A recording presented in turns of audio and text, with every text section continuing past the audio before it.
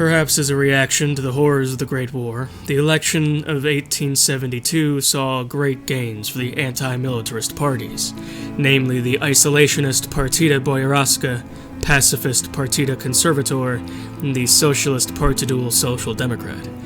This left the Partidul Liberal, the only pro-military party, with 46% of the vote.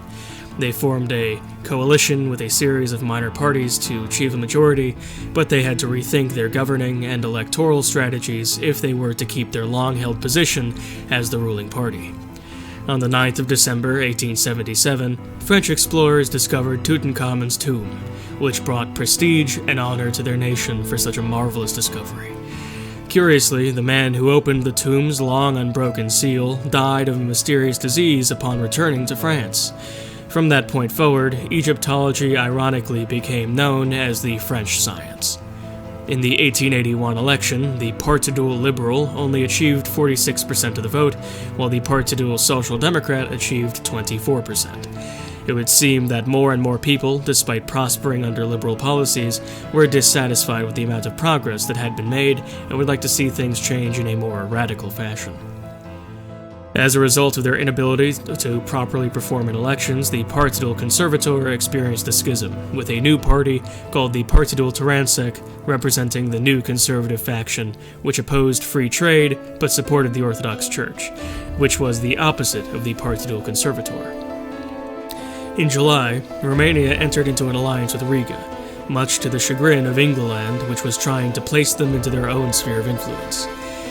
Meanwhile, colonialism was experiencing its second wind, largely between the Papal State rapidly expanding in North Africa and the French dominating East Africa. In 1883, Krakatoa exploded in Malaya, leaving over 36,500 people dead and dropping global temperatures by more than a degree Celsius.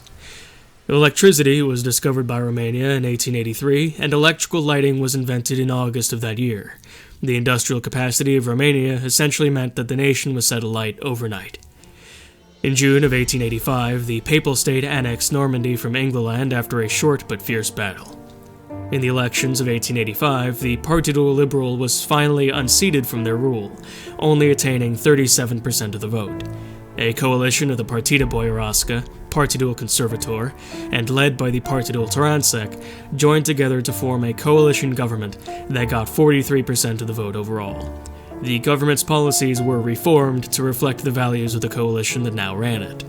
Trade protectionism, economic interventionism, religious moralism, limited citizenship, and anti-military views came together to characterize a radically different Romania, almost like another post-Jacobin revolution.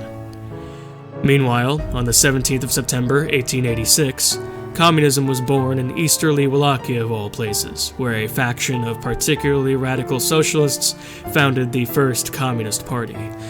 This soon spread to Romania, and in 1887 the Partidul Communist was formed.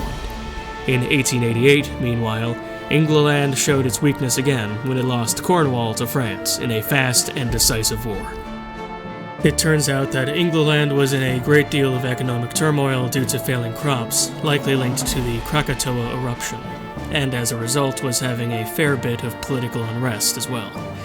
This made them the perfect target for opportunistic attacks like those of the late 1880s. In December of 1888, the Romanian military began to recruit a kind of soldier known as a guard, and the organization for these elite troops was called the Romanian Guard. This was because, with the new government, many of the generals felt they needed a new, protected branch where they could keep the old military traditions alive. Many of them were used to put down socialist and later communist revolts. As such, the members of the Romanian Guard and those who were chosen to join it happened to be rather right-wing. They were also exclusively Romanian. Kral Stefan said of them, "No foreigner could ever become a guard, no matter how long they or their people have been living in Romania. Just as no devil could become a saint just by standing in a church." They found no home in establishment politics, and so the Romanian Guard were politically agitated with no outlet other than to put down leftist revolts. The government was distraught at the generals for having put together such an openly militaristic brotherhood of soldiers, and so sacked a great deal of them. As such, the brass were replaced with Taransec coalition loyalists, and the Romanian Guard inadvertently became endeared to the Král, who made them a sort of pet project. The government would purposely undersupply them and divert troops to the naval divisions, since their control of the admirals was much more secure. On the 7th of May, 1889, the Partidul Communist orchestrated what it called the May Day Rebellion, where roughly 20,000 communist rebels brought guns to May Day parades across Romania, arming them and making the crowds violent. The Romanian Guard, acting of their own accord and with ruthless efficiency, went throughout Romania and executed any Red Guards they came across. The 2nd Guard Battalion, under the young General Caesar Froza, was called the Black Battalion, as it not only ground communist revolutionaries underfoot, but also destroyed their publication houses, writing them off as collateral damage. The state was furious with Froza, and sentenced him to 10 years prison. However, Král Stefan recognized that he had single-handedly put down a possible revolution, and through a crown pardon he was reinstated at the head of his 75,000-man Black Battalion. Froza, while only in his 20s, had the aura of an old, hardened soul. His gaze was arresting, his blue eyes staring from beneath dark brows like a bird of prey. His height was unusual, for while he was of decidedly average stature, he towered over people by way of his threatening demeanor. He also spoke with his hands, a long scar across his right wrist from a deep but forgotten wound. He inspired fear in some and fire in others, but it was clear from the start that this ambitious young general was going to be at constant odds with the government that employed him.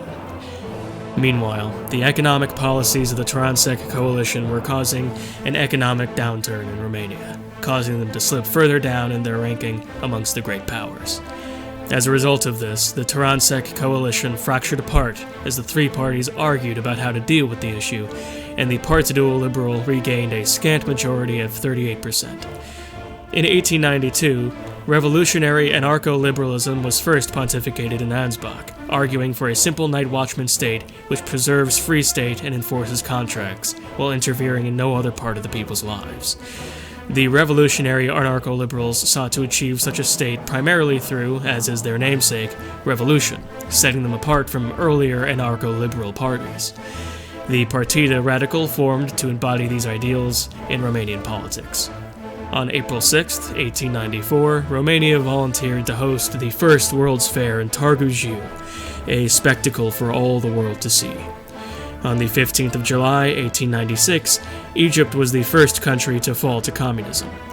The Egyptian communist faction overthrew the government after all the munitions factory workers acted in accordance with the revolutionary ideals of the union bosses, who now headed the country as a whole. The Nile ran red with blood, and now a communist banner waved above them. In September, the Papal State took Armeniacan from Romania's sphere of influence and put them into their own. In October, they got into a war with Mazandaran, and Armeniacan was completely occupied by the end of that month because they had no other choice than to join the war. They were mercifully spared when the war ended a year later.